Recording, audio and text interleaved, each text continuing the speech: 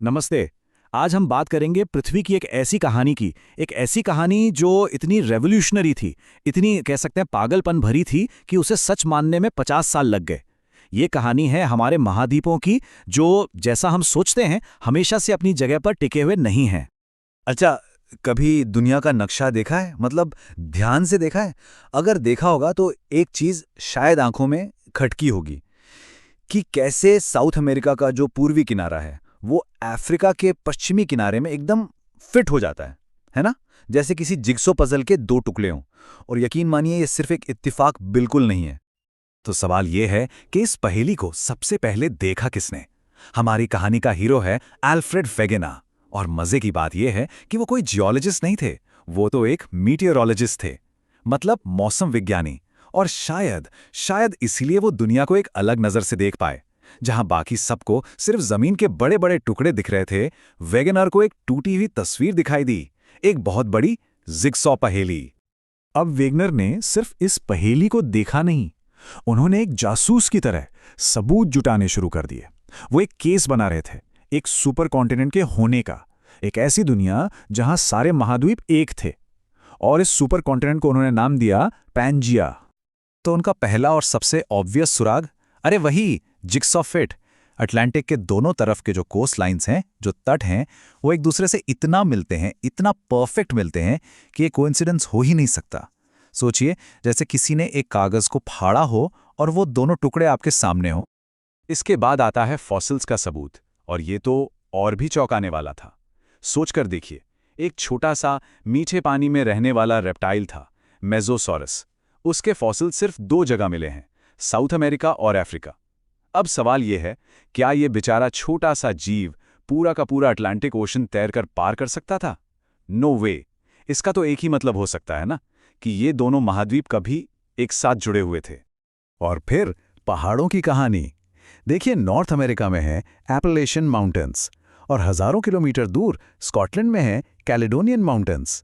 लेकिन जब वैज्ञानिकों ने इनकी चट्टानों को देखा तो उनकी उम्र, उनका टाइप, उनकी बनावट, सब कुछ बिल्कुल एक जैसा है। ऐसा लगता है मानो ये एक ही लंबी पर्वत श्रृंखला थी, जिसे किसी ने बीच से पकड़कर तोड़ दिया हो। तो वेगनर के पास सबूतों का पहाड़ था, जिग्सॉ फिट, फॉसिल्स, एक जैसे पहाड़, केस तो एकदम पक्का लग रहा था। लेकिन एक बहुत बड़ी प्रॉब्लम थी। उस जमाने का जो साइंटिफिक कम्युनिटी था ना, वो इस पागलपन भरे आइडिया के लिए बिल्कुल भी तैयार नहीं था। तो ये सवाल मन में आता है ना, कि जब एविडेंस इतना सॉलिड था तो फिर क्यों वैगनर की थियरी को 50 सालों तक किसी ने नहीं माना? क्यों उनका मजाक उड़ाया गया? उस समय के बड़े बड़े वैज्ञानिकों ने उनके काम को सिरे से खारिज कर दिया। सोचिए, अमेरिकन फिलोसॉफिकल सोसाइटी के प्रेसिडेंट ने इसे क्या कहा? उन्होंने कहा, अटर डैम्ड रॉट, मतलब पूरी तरह से बकवास। और दिक्कत यह भी थी कि वेगनर, जैसा मैंने बताया, एक मीटेरोलॉजिस्ट थे। जियोलॉजी की दुनिया में वो एक आउटसाइडर थे, और एक आउटसाइडर का इतना बड़ा रिवोल्यूशनरी आइडिया हजम करना किसी के लिए भी आसान नहीं था। वेगनर की थ्योरी में एक बहुत बड़ी, और सच कहें तो यही सबसे बड़ी कमी थी।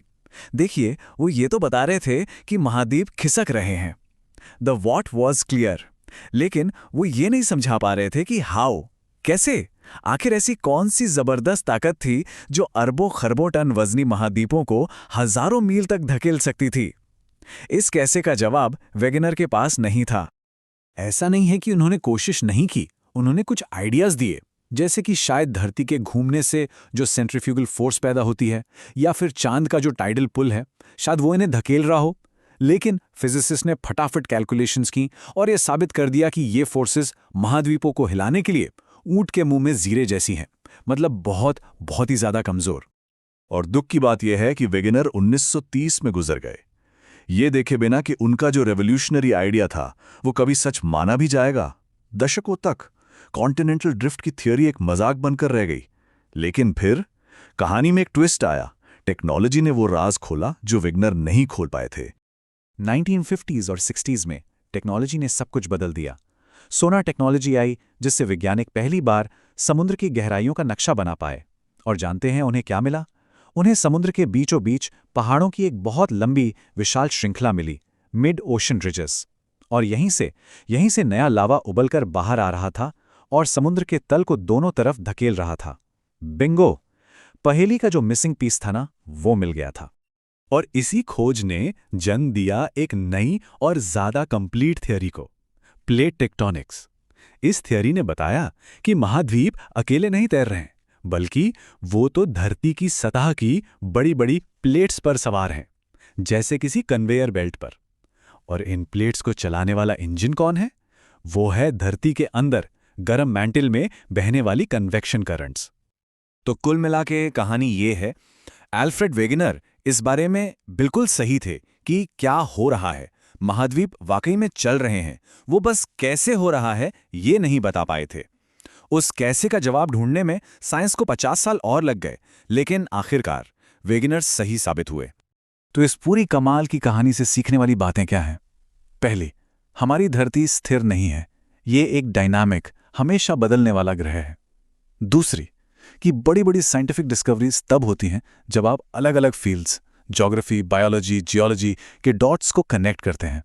और तीसरी, और शायद सबसे ज़रूरी बात, कि जो आइडिया आज किसी को पागलपन लगे, हो सकता है कल वही साइंस की सबसे बड़ी सच्चाई बन जाए। और ये हमें एक सवाल के साथ छोड़ जाता है, आज के दौर में ऐसे कौन से इम्पॉसिबल आइडियाज़ हैं जिन्हें साइंस की दुनिया खारिज कर रही है? कौन जाने उनमें से ही कोई एक कल हमारी दुनिया को देखने का नजरिया पूरी तरह से बदल दे। इस पर सोचिएगा जरूर।